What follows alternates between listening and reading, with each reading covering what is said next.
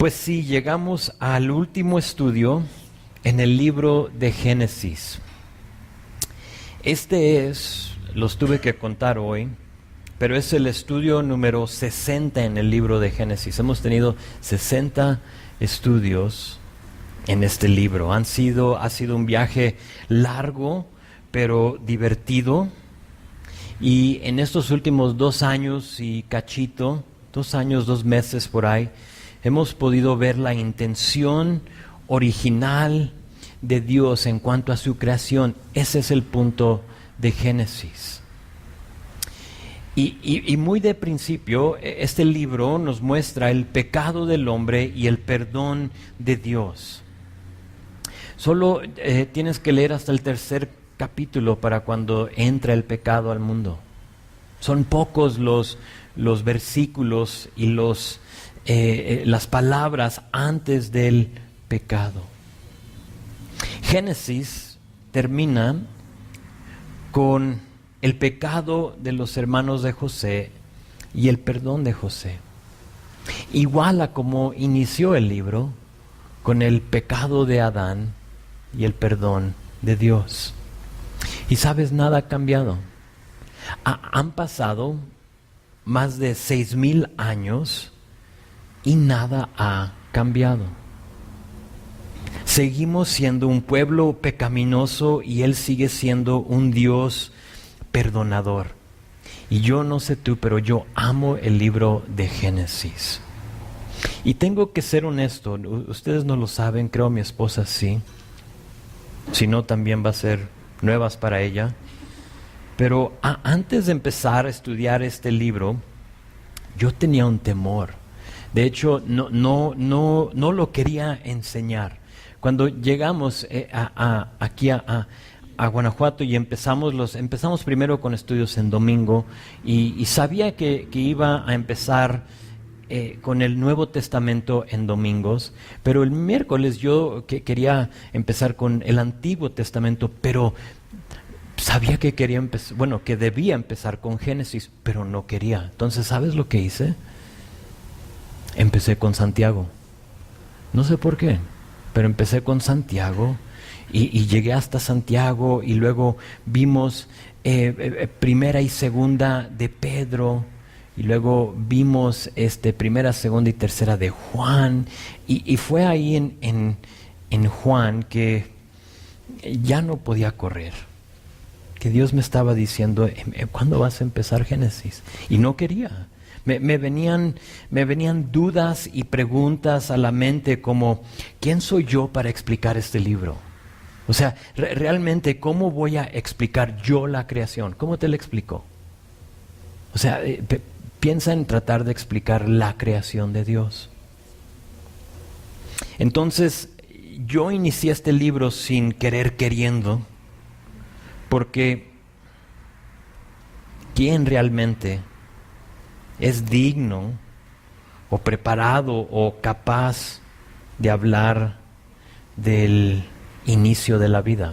O sea, en Génesis vimos cómo fue a existir el hombre y la creación y las hierbas y las aguas y la luz y todo y me di cuenta que nadie, o sea, realmente no importa cuántos libros leas, qué tanto lo puedas estudiar, el texto es el mismo. Entonces solo lo que dice aquí es lo que tienes realmente para basar lo que vas a decir. ¿Qué más le vas a agregar? Entonces cuando empezamos, solo compartía lo que decía. Y eso he hecho. O sea, si la Biblia es silencio en una área, entonces nosotros también tenemos que estar silencios en eso. No le podemos agregar a lo que dice la Biblia. Si tú piensas que hay un lapso de tiempo entre un día a otro, tú no lo puedes agregar ahí porque la Biblia no lo dice. Sí, entonces solo lo puedes tomar tal cual, lo que dice. El primer día y luego el segundo y luego el otro. Y hay teorías y hay mucha gente que tiene su opinión y por eso temía, porque después de una prédica sabía que alguien iba a venir y decirme, oye pastor, pero ¿ha escuchado de la teoría del lapso del gap theory? Se llama, no sé cómo se llama en español. Oh, sí la conozco, pero no es Biblia, entonces no te la puedo compartir. Es una opinión y es una buena opinión. Cuando lleguemos al cielo, si tienes esa duda, tú le puedes preguntar al Señor. Y Señor, ¿fueron 24 horas literales? ¿O hubo fueron más? ¿O un día que es un día? Porque Pedro dice que un día es como 1000 años. Y puedes usar todo lo que tú sabes y le puedes preguntar a Él. Pero aunque no quería, obedecí. ¿Y qué creen? Dios ha bendecido la predicación de su palabra. Dios me ha hablado a mí personalmente y sé, porque algunos de ustedes me han dicho que les ha hablado también a ustedes a través de este libro. Entonces, con temor al principio, ahora llego con tristeza a compartir el último estudio en Génesis. Pero triste solo porque lo dejamos atrás, porque creo ya le extraímos todo lo que pudimos en este tiempo y lo dejamos atrás y próximamente empezamos Éxodo. Entonces, por hoy, el nombre de nuestro estudio, nuestro último estudio en Génesis es Siempre habrá perdón por el pecado. Si tomas notas, ese es el título de hoy. Siempre habrá perdón por el pecado.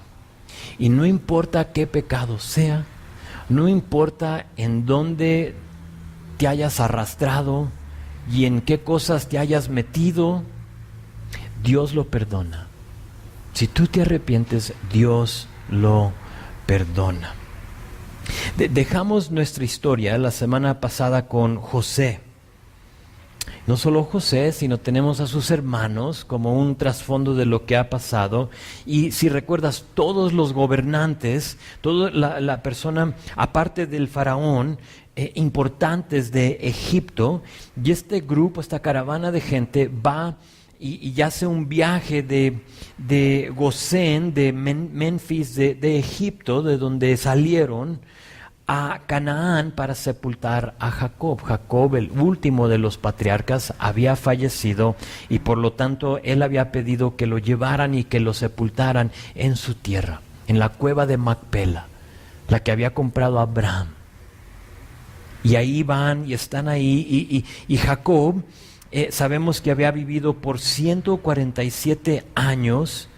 Y después de bendecir a cada uno de sus hijos, vimos la semana pasada y terminamos con esto, que encogió sus piernas y expiró, terminó. La muerte de un patriarca y vimos cómo es que la vida continúa aún después de un funeral. Y si tú has pasado por esa cosa tan difícil de sepultar a un ser querido, sabes de lo que hablo. Ese dilema entre qué hago, me quedo en este estado de luto, de dolor, o sigo adelante. Y tarde que temprano vimos que aún después de la tragedia, la vida continúa. La gente nos espera. Hay otras personas a nuestro lado y no importa cuán difícil sea, debemos continuar. Y eso es lo que hace José y sus hermanos. Siguen, regresan. José regresa a su casa, probablemente en la área de Memphis. Es creído que ahí no Memphis, Tennessee, pero Memphis, Egipto, en esa misma ciudad, mismo nombre. Es pensado que ahí es donde estaba Faraón, era como la base de la matriz de Egipto, y que ahí vivía José. Pero sabemos que sus hermanos vivían en Gosén, entonces ellos regresan a Gosén, que Gosén era la parte como al norte de Egipto, y ahí empieza nuestro texto. Regresan de este viaje de 500 kilómetros y uno agarra hacia Memphis y los demás llegan a Gosén y pues cada quien a vivir su vida. Están bien, no hay problemas, Jacob ya no existe, pero algo existe en la vida de los hermanos de José. Vean verso 15. Dice: viendo los hermanos de José que su padre era muerto, dijeron: quizás nos aborrecerá José y nos dará el pago de todo el mal que hicimos. Nos detenemos ahí para notar que algo de lo más triste es tener una mala conciencia. Pero algo de lo más liberador es tener una buena conciencia, una limpia conciencia.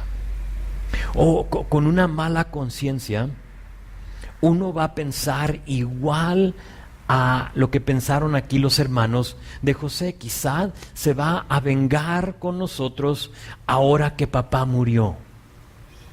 Ya hay una incertidumbre en estos hombres porque no han tratado con su pecado, no han reconciliado con su hermano. Dos cosas que puedes hacer para asegurarte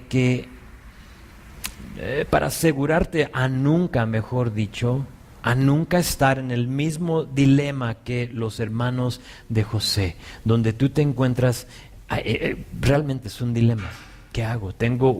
Algo está en mí, una inquietud en mí, no sé qué hacer, algo está mal, no he tratado con todo. Y dos cosas que tú puedas hacer muy prácticas. Uno es, no hagas cosas, no tomes decisiones que te van a poner en un lugar donde tienes por qué temer. Eso es como lo más básico. Si regresamos a la historia de la vida de estos hermanos, nos damos cuenta que ellos habían dejado que el odio, que el orgullo, que la soberbia, esas cosas los llevara a actuar de una manera pecaminosa. Y por lo tanto permiten que eso reine en sus corazones y empiezan a actuar de tal manera. Es Génesis 37, donde surge como este problema, pero en ese momento, en Génesis 37, ellos no tenían ninguna idea que José iba a ser el gran visir que era el puesto de José, era el segundo debajo del faraón. Y ellos en ese momento, cuando empieza este odio, este orgullo, no tenían ninguna idea que él iba a ser el gran visir de Egipto, y por dejarse ser guiados por la carne, la riegan. No tenían ninguna idea. Y si recuerdas, José llega con estos sueños que Dios le había dado, donde los 12 se iban a postrar delante de él, y a ellos no les pareció bien. En lugar de decir, pues a ver si pasa. Sí, o sea, pues está bien, no pasa nada. No nos estás pidiendo que lo hagamos ahorita, entonces está bien. Pero depende tu punto de vista, depende lo que tú permitas que guíe tus acciones. Y en este momento ellos permiten que el orgullo, el odio y todo lo demás dicten lo que iban a hacer y la riegan. Y si no queremos nosotros tener una mala conciencia, entonces tenemos que tomar decisiones en el espíritu y no en la carne. No sé si te has dado cuenta, pero la vida es una serie de decisiones. O sea, momento por momento, desde el momento que despiertas en la mañana es una decisión tras la otra. ¿Me voy a levantar ya o voy a dejar que pasen 15 minutos más? Esa es la primera decisión que muchos tomamos. ¿Me voy a bañar o no me voy a bañar? Para mí, algo que no pensaba que iba a ser real en mi vida, ¿voy a correr hoy o no voy a correr? Normalmente no quiero correr. Al principio sí quería, ya no quiero, pero lo hago. Y es una decisión, una tras la otra. La vida es una serie de decisiones. Y dentro de esas decisiones, piensa en las veces que tú has actuado en la carne. ¿Qué pasó? Si somos honestos, creo que diríamos que nada bueno. Nada bueno. Cada vez que tú y yo actuamos en la carne, nada bueno sale de eso.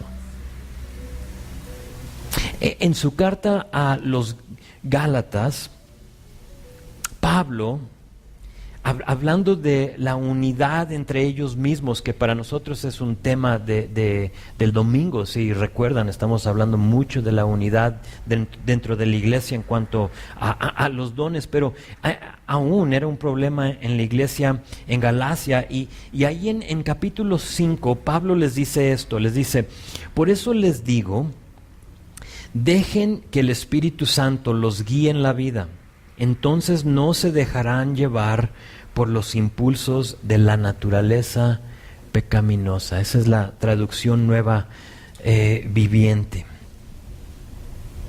Entonces no dejarán ser llevados por los impulsos de la naturaleza pecaminosa.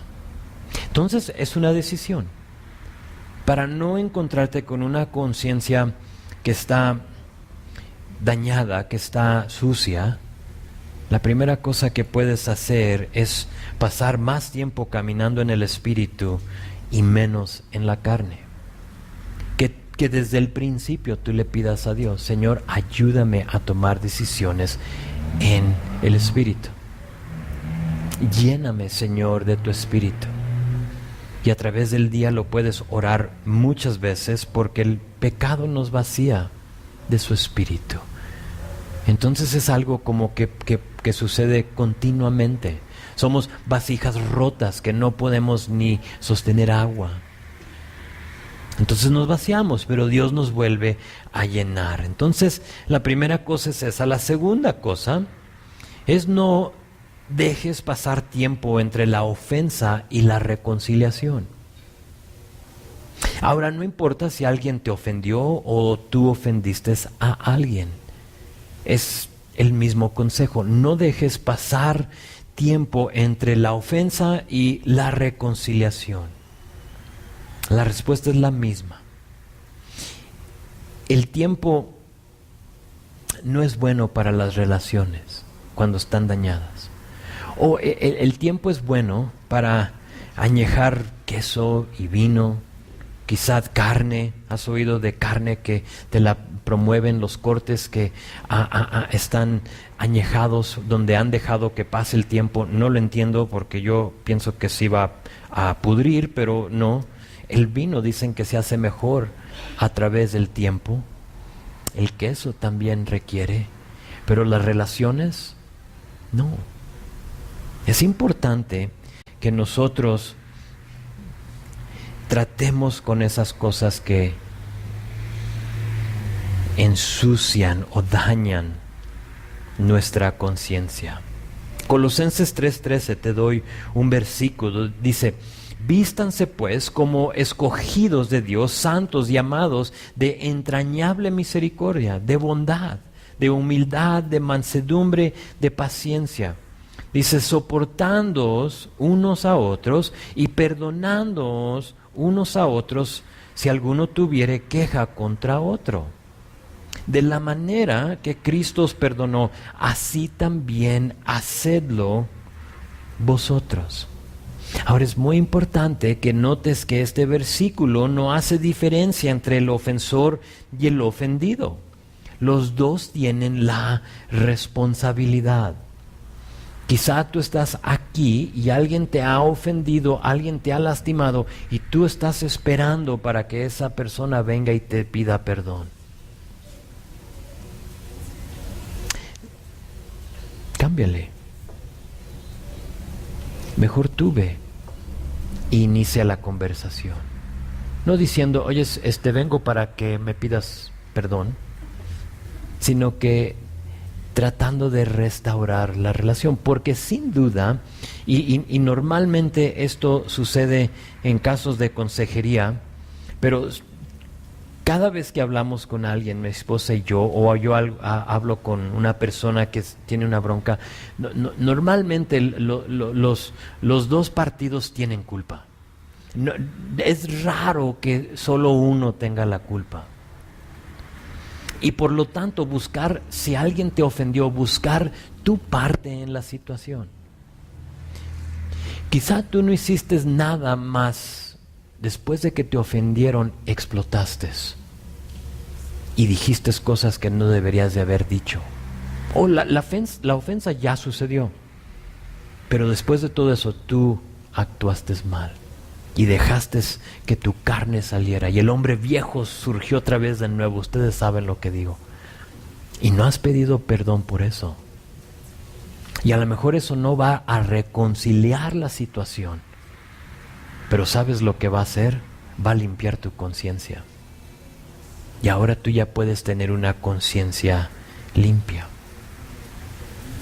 Ahora, porque sé que algunos de ustedes lo están pensando, pero en este caso, sabemos que la reconciliación fue difícil entre José y sus hermanos. ¿Por qué?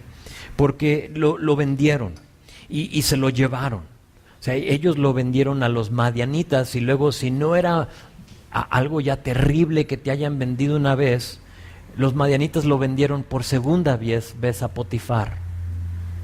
Entonces tú puedes imaginar el ego de José, ¿no? Vendido 2 veces. Es triste. Y no era muy fácil porque se lo llevaron y realmente se perdió y ya no pudieron ellos dar con él. Pero ¿sabes? Ese no es el caso de nosotros hoy en día. Por si dices, es que no encuentro a la persona. Con los medios que tenemos hoy en día, con las redes sociales, con el internet, con transportación, etcétera, etcétera, realmente no hay razón por la cual no reconciliar. No puedes decir, no, es que está muy lejos. No te tienes que subir a un camello como ellos para viajar no sé cuántos kilómetros. Nosotros tenemos acceso y no es una excusa para no reconciliar. Ahora, un consejo en cuanto a la reconciliación, por si te animé a actuar en cuanto a reconciliar con alguien. Si tú dices, sí, sabes, yo tengo algo en mi vida, necesito reconciliarlo, he dejado que pase el tiempo, dije cosas que no debería de haber dicho, hice cosas, ofendí a alguien, lo que sea. Si tú decides ir a reconciliar, cuando vayas a hacerlo, asegúrate que vas en amor.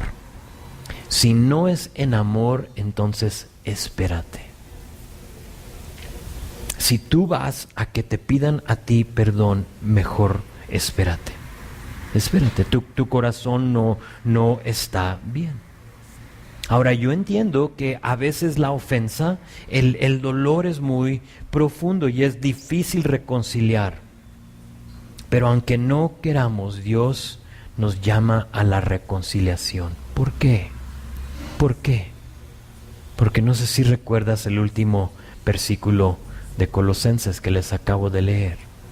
Dice así: recuerden que el Señor los perdonó a ustedes, así que ustedes deben perdonar a otros. Y de nuevo, soy sensible a que hay situaciones muy delicadas, donde quizá hubo abuso, hubo abuso de cualquiera, hay cosas que nadie sabe, y quiero ser sensible de eso, pero tú ora. Y si tu corazón es reconciliar con esa persona, Dios va a abrir las puertas y por lo menos limpiar tu corazón. Así es que 2 cosas para eliminar una mala conciencia: camina en el Espíritu y no en la carne, y busca la reconciliación así como Dios la buscó contigo. Entonces, estos hombres se encuentran con una conciencia que está inquieta, está sin paz. Lo ves aquí porque regresan inmediatamente. La primera cosa que les viene a la mente es: ¿se va a vengar con nosotros José por lo que hemos hecho? Pero eso es el fruto a algo que está a la raíz, y eso es que no han pedido perdón. Entonces se encuentran con este dilema y luego vean lo que hacen. Verso 16, me encanta. Y enviaron a decir a José. Ahora, antes de seguir, recuerden que ellos están en Gosén y José está en su palacio. Entonces tuvo que haber como un viaje hacia José, y no van todos. Aquí nos dice que simplemente enviaron decir a José. Algunos dicen, y aquí es donde no le impongo algo a la Biblia, sino que unos dicen que fue Benjamín. Realmente no sabemos. Pero por Benjamín ser su hermano biológico, que quizá lo enviaron a él, no nos dice. Solo sabemos que mandan a uno de ellos con este mensaje, y el mensaje lo tenemos en el resto de verso 16. Dice: tu padre mandó antes de su muerte diciendo, así diréis a José, te ruego que perdones ahora la maldad de tus hermanos y su pecado, porque mal te trataron. Ahora, hasta ahí llega el mensaje, Te ruego que perdones. Este es José, Jacob, discúlpame, hablando a su hijo José. Te ruego que perdones la maldad de tus hermanos y su pecado, porque mal te trataron. Es todo, es muy simple y es al punto. Lo que sigue fue el mensaje de ellos. Fíjense en cómo cambia aquí. Dice, por tanto, ok, fíjate en la gramática, ahora te rogamos que perdones la maldad de los siervos del Dios de tu padre. Y José lloró mientras hablaban. No sé si lo vistes, pero piden perdón. Piden perdón. Algo que no habían hecho. Cuando hablan, cuando se descubre José a ellos, dice que lloró y abrazó a Benjamín, ¿te acuerdas? Se colgó del cuello de él y lloraron, y hubo una restauración, pero solo dice que hablaron con José. No registra que pidieron perdón. El perdón aquí lo tenemos, y es obvio, porque hasta ahorita tienen una conciencia que está inquieta. O sea, ¿qué va a hacer? Si ya hubieran pedido perdón, si él ya les hubiera dicho los versículos que estamos por ver, no tendríamos este pasaje aquí en Génesis 50. Pero ellos dicen, por tanto, ahora te rogamos que nos perdones la maldad. La regamos. Perdónanos. Y mira la reacción de José. Lloró. Yo estoy convencido que José llora por la 7ª vez. Es la 7ª vez que tenemos registrado que José lloró, porque por fin le pidieron perdón. No sé si has experimentado reconciliación con alguien, pero es algo de lo más hermoso en la vida. Quizá tú tienes tu historia, yo tengo la mía. Y no tengo el tiempo, y realmente los detalles no son importantes, pero hace 4 años, cuando yo decido traerme mi familia a México hace más de 5 años, la relación con mi cuñado se dañó.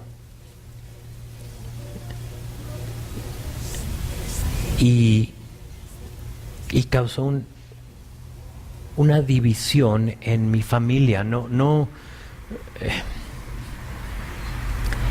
era en que unos están a su lado y otros en el mío, sino que se sentía, era palpable, era casi tangible lo que había sucedido, porque somos una familia muy cercana y muy unida. Y todos nos queremos. Pero se dañó la relación. Y por 1 año y medio viví con ese corazón inquieto.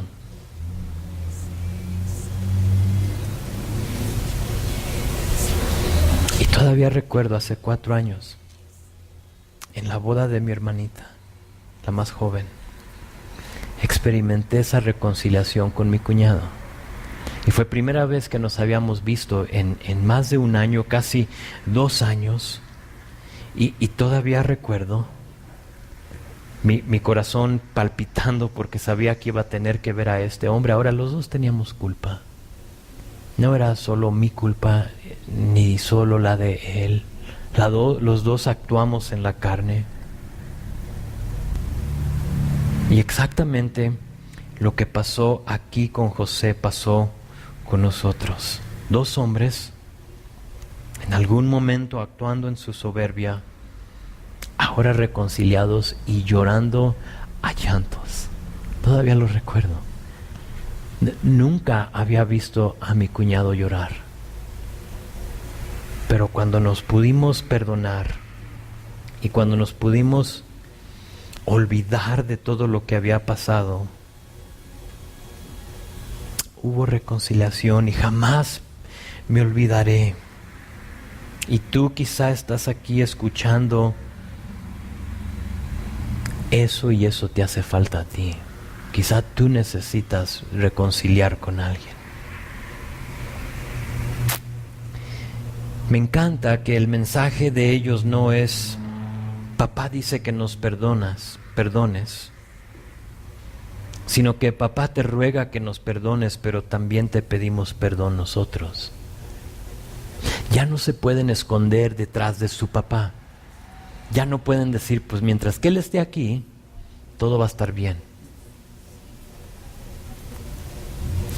Qué bonito que Jacob intercedió por sus hijos, ¿no? O sea, que él escribió esta carta y la tiene. Y es bonito ver que él intercedió por sus hijos, pero qué hermoso es que ellos tomaron la responsabilidad. Y dijeron, sabes, también nosotros tenemos culpa. Se llega el momento en las vidas de estos hombres donde la carga es demasiado, donde la conciencia ya no puede. Y fíjate, después de más de 40 años, porque esos son los años que han pasado, piden perdón. Y en ese momento yo sé que esa carga se desvaneció. Se pudieron despojar de esto que tenían sobre de ellos por 40 años. Pues los hermanos de José mandan el recado sin saber cuál iba a ser la respuesta de José. Y luego vean verso 18, porque ahí viene la respuesta. Vinieron también sus hermanos y se postraron delante de él y dijeron, henos aquí por siervos tuyos. Evidentemente José llama por ellos y ellos hacen el viaje hacia él. Y fíjate, tal como sus sueños habían dicho, se postraron una vez más delante de él. Esta es la quinta vez que se postran delante de José. En todos esos viajes por alimento donde iban y venían a Egipto, ustedes que estuvieron aquí recuerdan esos capítulos donde iban, cada vez se postraban delante de él. Y esta es la quinta vez que tal como sus sueños se postran delante de su hermano. Verso 19, y les respondió José de esta manera. Dijo, no temáis, ¿acaso estoy yo en lugar de Dios? Vosotros pensaron mal contra mí, mas Dios lo encaminó a bien, para hacer lo que vemos hoy, para mantener en vida a mucho pueblo. Ahora pues, dice, no tengáis miedo, yo os sustentaré a vosotros y a vuestros hijos. Y así los consoló y les habló al corazón.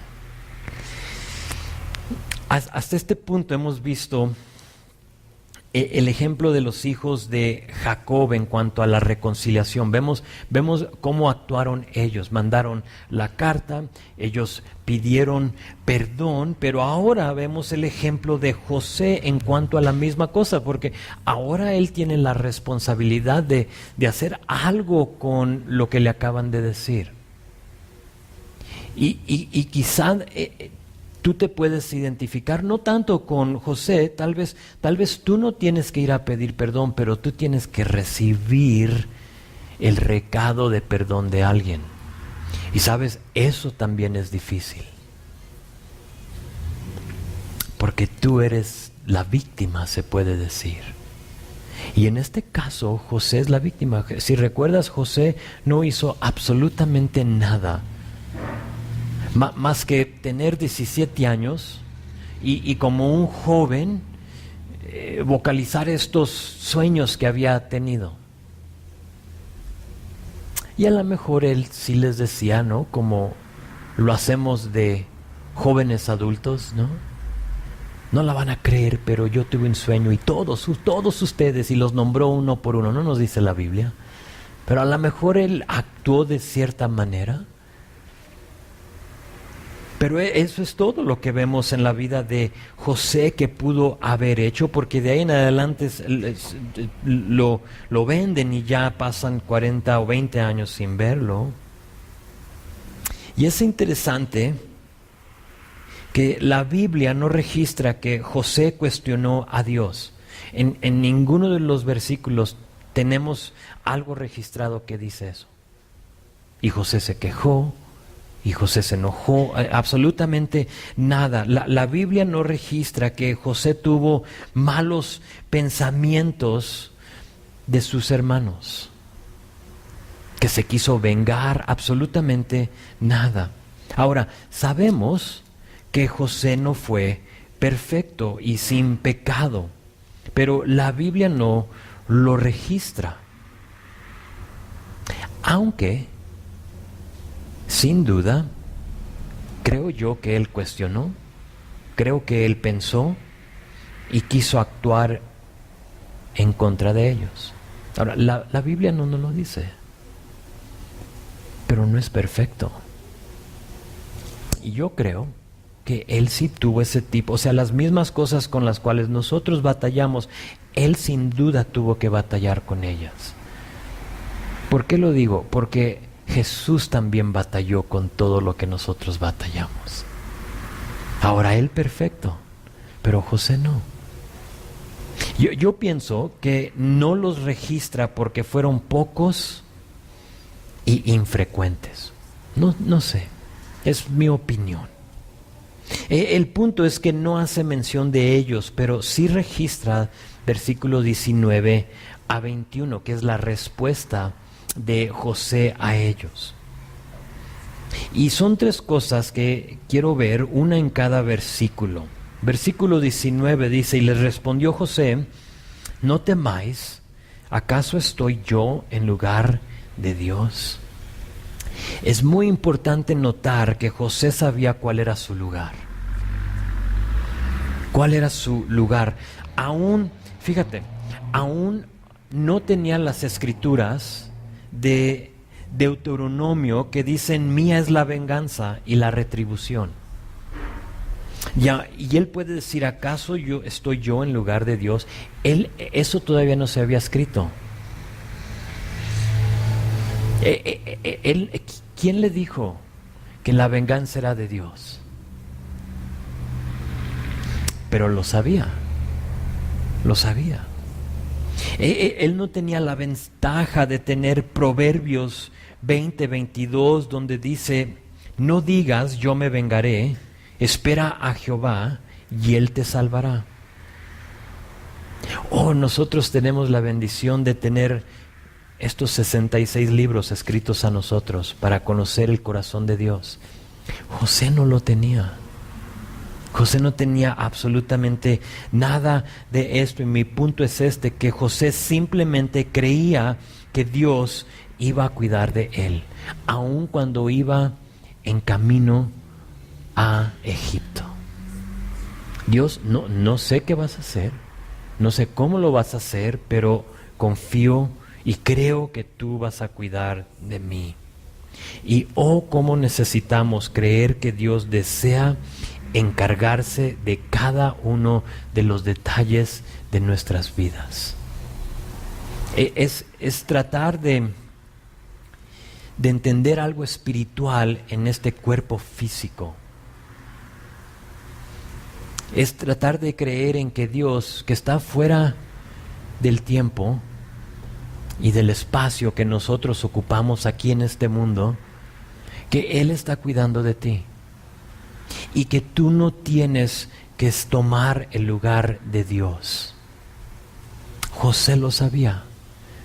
¿Voy a tomar yo el lugar de Dios? Y si es cierto que Dios se encarga de todos los detalles de nuestras vidas, entonces ¿por qué le vamos a ocultar el perdón a alguien? Y es básicamente lo que está diciendo aquí José. O sea, ¿acaso yo estoy en el lugar de Dios? O sea, ¿me voy a vengar de ustedes? ¿Quién soy yo? Nadie. Y realmente nosotros no somos nadie para ocultarle el perdón a otra persona. Entonces José sabía cuál era su lugar, pero en verso 20 también vemos que no dejó que su corazón se amargara. Y eso es algo que suele suceder cuando alguien te ha ofendido, cuando tú eres la víctima, tu corazón se amarga, especialmente si no ha habido reconciliación. Verso 20 dice: vosotros pensaron mal contra mí, mas Dios lo encaminó a bien para hacer lo que vemos hoy, para mantener en vida a mucho pueblo. Y muchos conocemos este versículo, es un versículo famoso, pero aquí está la pregunta: ¿lo podemos aplicar personalmente? ¿Puedes tú decir eso a alguien que te ha lastimado? Lo que tú pensaste mal contra mí, Dios lo encaminó a bien. No sé. ¿Saben por qué batallamos con la aplicación de este versículo? Porque no estamos dispuestos a pasar por el mal. No estamos listos para pasar por lo que pasó José. O sea, ¿quién quiere sufrir? Si les digo, ¿quién de ustedes quiere sufrir mañana? Nadie va a levantar la mano, creo que ninguno de nosotros. Yo no quiero sufrir. Y para nosotros creo es fácil leer la historia de José y decir, pues sí, Dios encaminó todo para bien. Porque estamos a final de la historia y nosotros la conocemos desde el principio hasta el final. Nosotros tenemos toda la historia y dicen, oh, pues sí, es fácil que él diga eso. Pero se nos olvida que José pasó años sin saber por qué sufría lo que sufría. Y aún en ese tiempo, él no dejó que su corazón se pudriera y se amargara con sus hermanos. Porque el momento oportuno para vengarse es aquí. Jacob ya no va a ver nada. Quizás puedes decir, pues solo estaba esperando que su papá falleciera. Y el momento era ahorita, pero vemos que, y lo he dicho cuando estuvimos estudiando eso, José ya había perdonado de antemano. José no está perdonando en este momento, él ya había perdonado. Y por lo tanto, puede recibir y decir lo que pensaron mal contra mí, Dios lo encaminó para bien. Y es indispensable que en nuestro cristianismo lleguemos a un lugar donde creemos que Dios permite que las cosas suceden en nuestra vida para su gloria. Sea lo que sea. Señor, tú lo permitiste. Entonces no lo entiendo, no sé por qué, pero lo vas a encaminar para bien. Y eso va con todo lo que consideramos bueno como lo que consideramos malo, todo. Es fácil ver lo que es bueno, ¿no? Ah, Señor, tú lo encaminas para bien. Eres tan bueno. Pero ¿qué tal con las ofensas? Y honestamente yo no lo entiendo, se los estoy compartiendo, pero en lo que lo estuve leyendo y estudiando, yo no entiendo, porque yo como ustedes, yo no quiero sufrir. Y creo que ha habido veces en mi vida que no esperé lo suficiente, donde yo actué antes de ver cómo es que Dios lo iba a encaminar a bien. Y creo que esto va ligado con el previo versículo. Primero es importante que creamos y luego que seamos aquellos que confían en el Señor. Creer y luego confiar. Entonces, la segunda cosa que aprendemos de José es que él no permitió que su corazón cuestionara lo que Dios estaba haciendo. La tercera cosa está en verso 21, dice: ahora pues, no tengáis miedo y os sustentaré a vosotros y a vuestros hijos. Así los consoló y les habló al corazón. José no solo sabía cuál era su lugar, y no era el lugar de Dios. No solo confió que Dios se encargaba de todo, sino que aquí en este versículo vemos que José no guardó rencor en su corazón. Muchas veces estamos listos para perdonar, pero no para olvidar. Y yo sé que el olvidar es difícil en nuestra humanidad. Lo sé.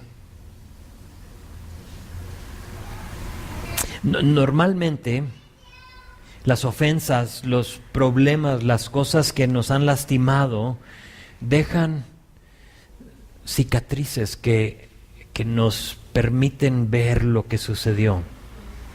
Y te fijas y dices: eso sucedió hace 15 años y todavía tengo ahí. Ya perdoné, pero es difícil olvidarme. José batalló con la misma cosa, pero aquí vemos que él hizo algo para olvidar lo que hicieron. Fíjate, José les asegura que él no se iba a vengar y que al contrario iba a proveer por ellos. Porque bien pudo haber dicho: está bien, los perdono. Y ahí muere. Se los perdono, no pasa nada. Y a ver cómo le hacen, porque aquí no se pueden quedar.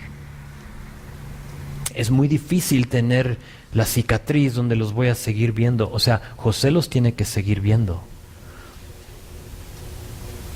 No sé si recuerdas cuando él estaba en el pozo y ellos estaban decidiendo qué hacer con él.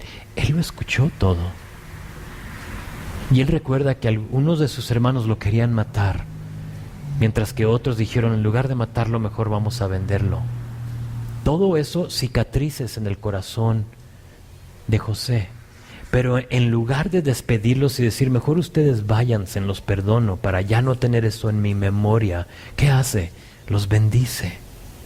Y eso es totalmente contracultura. No es normal bendecir a la persona que te ha lastimado.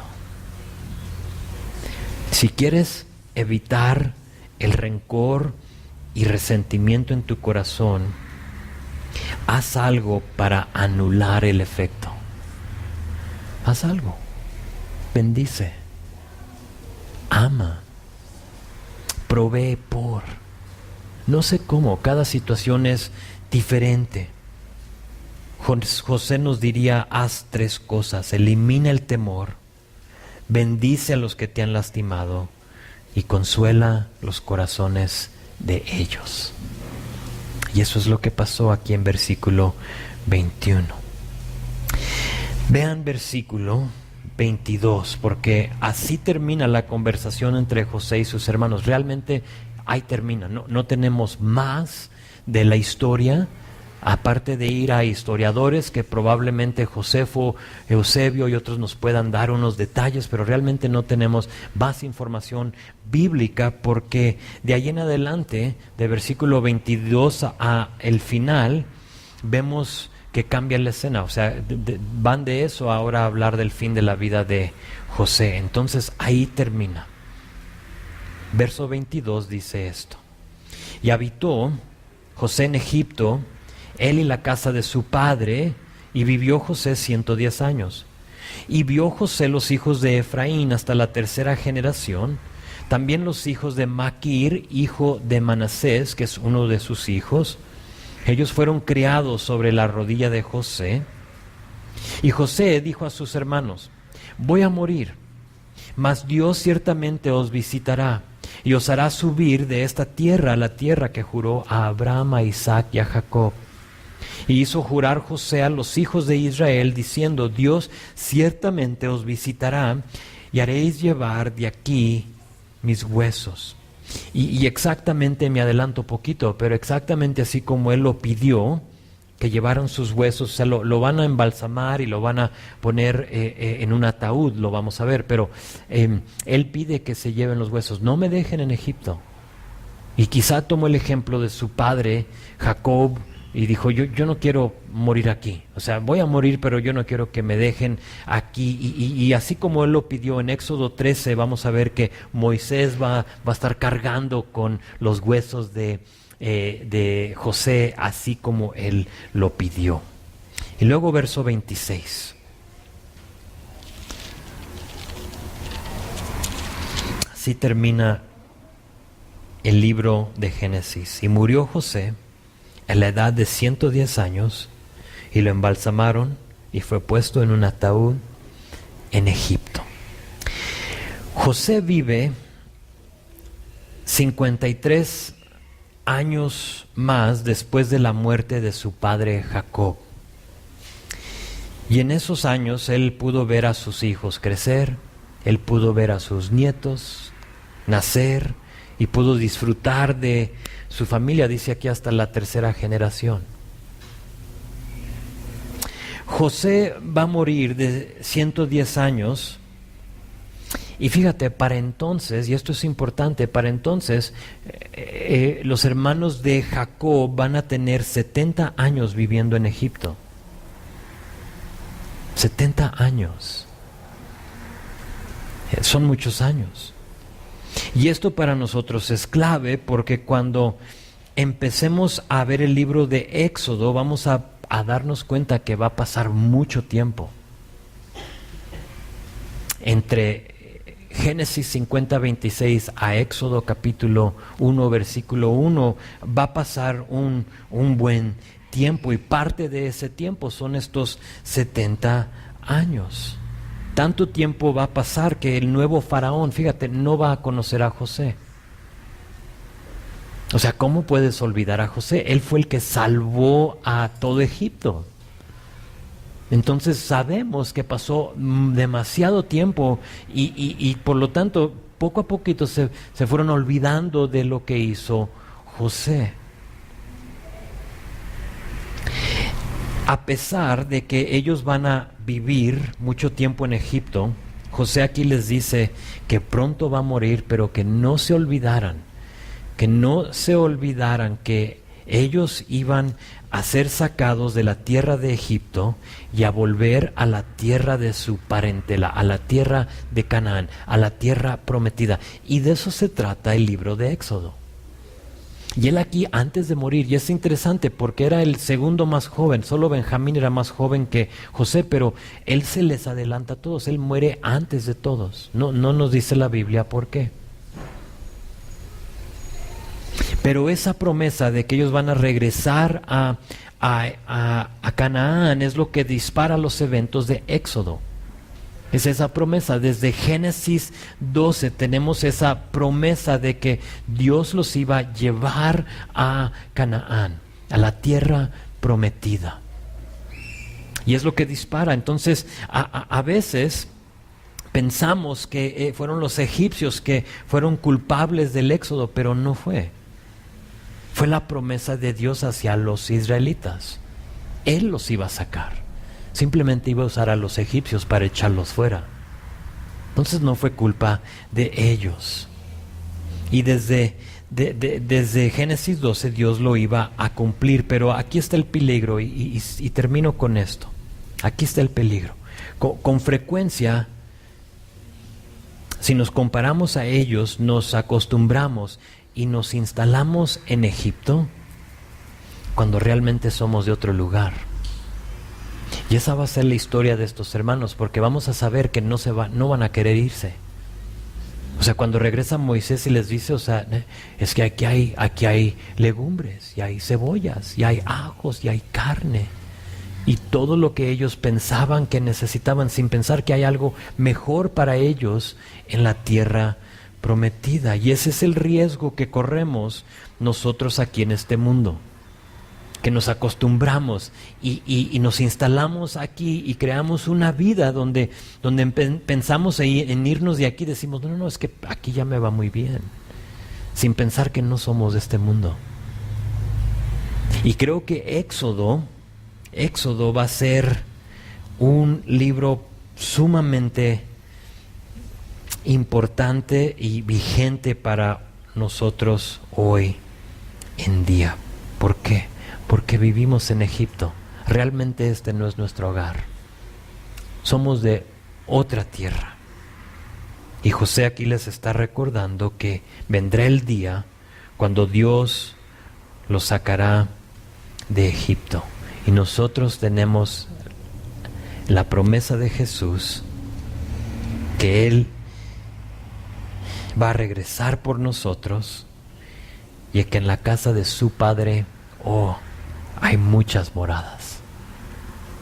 Y no solo hay muchas moradas, sino que Él vendrá otra vez y nos tomará a sí mismo para que donde Él esté, nosotros también estemos.